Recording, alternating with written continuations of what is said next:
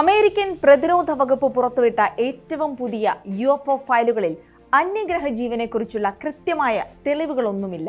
പക്ഷേ ആകാശത്ത് പ്രത്യക്ഷപ്പെട്ട വിചിത്രമായ വെളിച്ചങ്ങളെയും പറക്കും തളികകളെയും കുറിച്ചുള്ള ഞെട്ടിക്കുന്ന വിവരങ്ങളുണ്ട്. അപ്പോഴും ഈ പ്രപഞ്ചത്തിൽ നമ്മളല്ലാതെ മറ്റ് ജീവികളുണ്ടോ എന്ന ചോദ്യത്തിന് കൃത്യമായ ഉത്തരം നൽകാൻ ഈ ഫയലുകൾക്കും കഴിഞ്ഞിട്ടില്ല. വിശദമായി നോക്കാം. സ്വാഗതം ഇൻഡപ്തിലേക്ക്.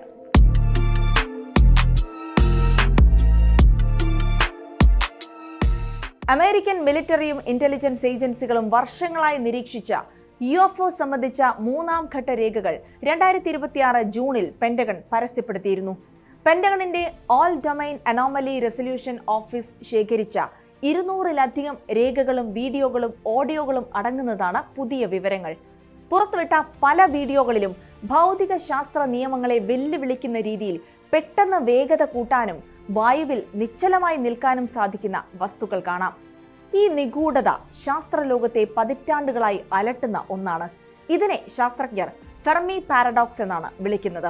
പ്രപഞ്ചത്തിൽ അന്യഗ്രഹ ജീവികൾ ഉണ്ടാകാനുള്ള സാധ്യത വളരെ കൂടുതലാണെന്ന കണക്കുകളും എന്നാൽ അതിനനുകൂലമായ തെളിവുകൾ ഒന്നും തന്നെ ഇല്ല എന്ന യാഥാർത്ഥ്യവും തമ്മിലുള്ള വൈരുദ്ധ്യമാണിത്. ഭൗതിക ശാസ്ത്രജ്ഞനായ എൻറിക്കോ ഫെർമിയാണ് എല്ലാവരും എവിടെ എന്ന ലളിതമായ ചോദ്യത്തിലൂടെ ഈ ആശയത്തിന് തുടക്കമിട്ടത്. നൂതന സാങ്കേതിക വിദ്യകൾ ഉണ്ടായിട്ടും അന്യഗ്രഹ ജീവികൾ എന്തുകൊണ്ട് ഭൂമിയിലേക്ക് വന്നില്ല എന്നതിന് ശാസ്ത്രലോകം നൽകുന്ന 3 കാരണങ്ങൾ പരിശോധിക്കാം. പ്രപഞ്ചത്തിന്റെ അതിരുകളില്ലാത്ത വലുപ്പമാണ് പ്രധാന കാരണം. ജീവന്റെ സാന്നിധ്യമുള്ള ഒരു ഗ്രഹം പ്രപഞ്ചത്തിൽ എവിടെയെങ്കിലും ഉണ്ടെങ്കിൽ തന്നെ അത് ഭൂമിയിൽ നിന്നും കോടിക്കണക്കിന് പ്രകാശവർഷങ്ങൾ അകലെയായിരിക്കാം.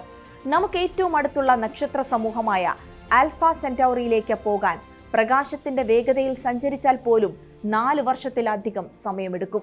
നിലവിലെ മനുഷ്യന്റെ ഏറ്റവും വേഗതയേറിയ ബഹിരാകാശ പേടകങ്ങൾ ഉപയോഗിച്ചാൽ അവിടെ എത്താൻ 10,000-കണക്കിന് വർഷങ്ങൾ വേണ്ടിവരും. ഈ വലിയ അകലം തന്നെയാണ് അന്യഗ്രഹ ജീവികൾക്കും ഒരു തടസ്സമായി നിൽക്കുന്നത്.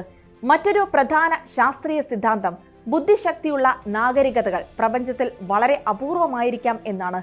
ഒരു ഗ്രഹത്തിൽ ജീവന്റെ തുടക്കമുണ്ടാകുന്നതും അത് പരിണമിച്ച് ബുദ്ധിയുള്ള ജീവികളാകുന്നതും പിന്നീട് ബഹിരാകാശ യാത്രകൾ നടത്താൻ തക്കവണ്ണം സാങ്കേതികമായി വളരുന്നതും അത്ര എളുപ്പമുള്ള കാര്യമല്ലത്രേ.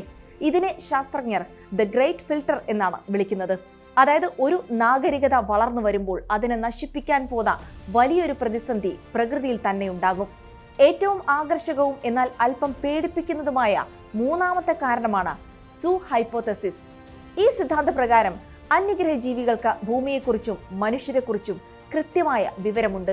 ഒരുപക്ഷെ അവർ നമ്മളെ നിരന്തരം നിരീക്ഷിക്കുന്നുണ്ടാകാം. എന്നാൽ നമ്മൾ മൃഗശാലയിലെ കൂട്ടിൽ കിടക്കുന്ന ജീവികളെ ദൂരെ നിന്ന് നോക്കിക്കാണുന്നത് പോലെ അവർ നമ്മളിലേക്ക് നേരിട്ട് വരാതെ മാറി നിൽക്കുകയാണ്. നമ്മളെക്കാൾ ദശലക്ഷക്കണക്കിന് വർഷങ്ങൾ മുൻപേ സാങ്കേതിക വിദ്യ വികസിപ്പിച്ചെടുത്ത അതീവ ബുദ്ധിശാലികളായ ജീവികളായിരിക്കാം അവർ. വളരെ പിന്നോക്കം നിൽക്കുന്ന മനുഷ്യ സംസ്കാരത്തിലേക്ക് കടന്നു കയറിയാൽ അത് നമ്മുടെ സ്വാഭാവികമായ വികാസത്തെയും സമാധാനത്തെയും ബാധിക്കുമെന്ന് അവർ കരുതുന്നുണ്ടാകും. ഒന്നുകിൽ ഈ അനന്തമായ പ്രപഞ്ചത്തിൽ നമ്മൾ തികച്ചും ഒറ്റയ്ക്കാണ്, അതല്ലെങ്കിൽ നമ്മേക്കാൾ ശക്തരായ അയൽക്കാർ എവിടെയോ ഒളിച്ചിരിപ്പുണ്ട്. ഈ 2 സാധ്യതകളും ഒരുപോലെ നിഗൂഢവും ഭയമുണർത്തുന്നതുമാണ്. US സർക്കാർ UFOകളെ വെറുമൊരു അന്യഗ്രഹ കൗതുകമായല്ല കാണുന്നത്, മറിച്ച് ദേശീയ സുരക്ഷാ ഭീഷണിയായാണ്. പല UFO പ്രേമികളും ഇതൊരു വലിയ വിജയമായി കാണുമ്പോൾ നിലവിലെ ആഭ്യന്തര രാഷ്ട്രീയ പ്രശ്നങ്ങളിൽ നിന്നും സാമ്പത്തിക പ്രതിസന്ധികളിൽ നിന്നും പൊതുജന ശ്രദ്ധ തിരിക്കാനാണ് സർക്കാർ ഇപ്പോൾ ഈ ഫയലുകൾ ഡീക്ലാസിഫൈ ചെയ്തതെന്ന വിമർശനവും ഉയരുന്നുണ്ട്.